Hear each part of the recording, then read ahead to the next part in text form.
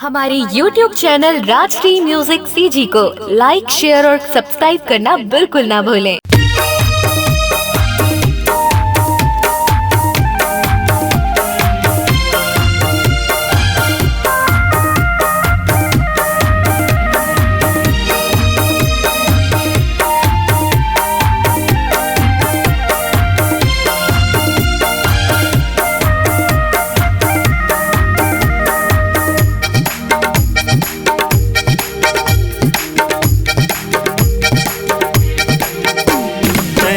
गोरी सांझ के वो मयाला बांध के ना मैं हूँ राजा सांझ के गा मयाला बांध के ना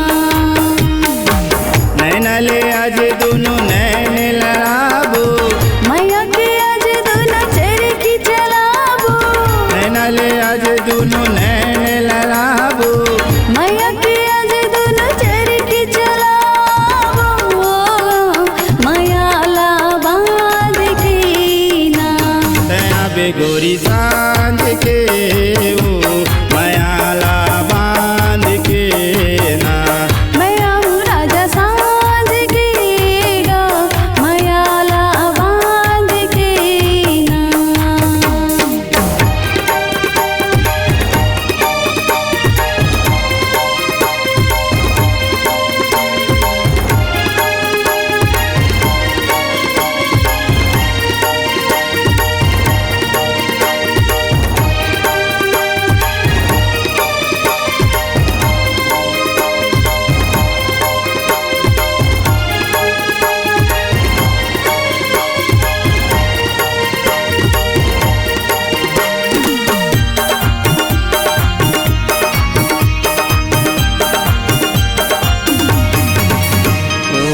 चलना वो गोरी आज दिन त्योहार है तोला मैं करूँ आज जी भर प्यार रे सुनना गरा जजरी नहीं त्योहार है मोला तय कर भी आज जी भर पियार रे वे में तारा मतोला शॉपिंग करवा हूँ साजा देव कर मैं हथोला देखा हूँ नैना ले आज दोनों नैन लड़ाबो मैया के आज दोनों चरखी चलाबो नैना ले आज दोनों नैन लड़ाबो मैया के आज दोनों चरखी चलाबो गा मयाला बांध के ना तया बे गोरी सांझ के वो मयाला बांध के ना मैं हूँ राजा सांझ के गा मयाला बांध के ना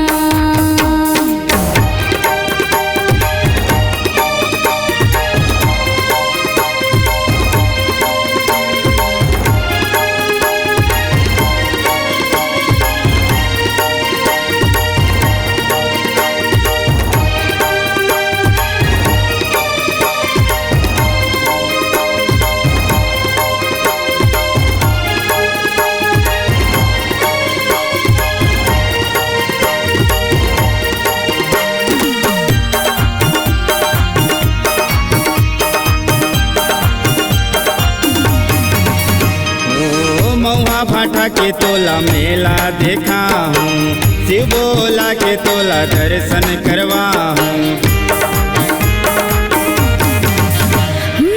मोहा भाटा के मोला मीला दिखावे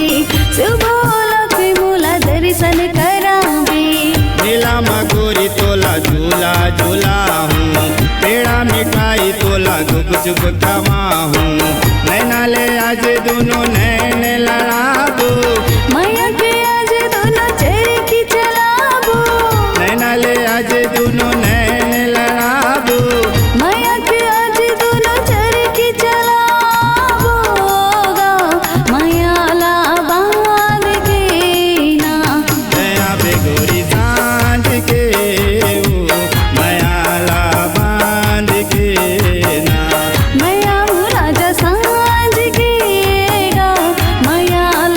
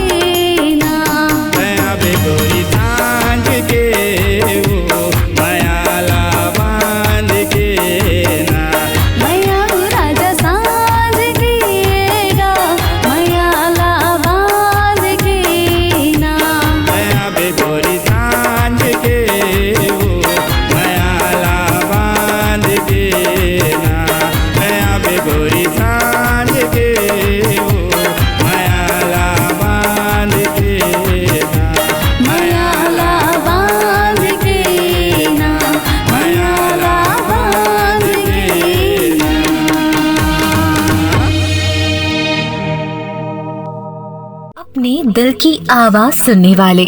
अपने आवाज से पहचान बनाने की ललक और अपना टैलेंट लोगों तक पहुंचाने के लिए आए राजश्री म्यूजिक स्टूडियो, जहां गाने और वीडियो की बेहतरीन रिकॉर्डिंग की जाती है। Rajshri music audio video recording studio, Birgaon, Raipur, Chhattisgarh. अधिक जानकारी के लिए कॉल करें 8085048130 और 7999776763 पर।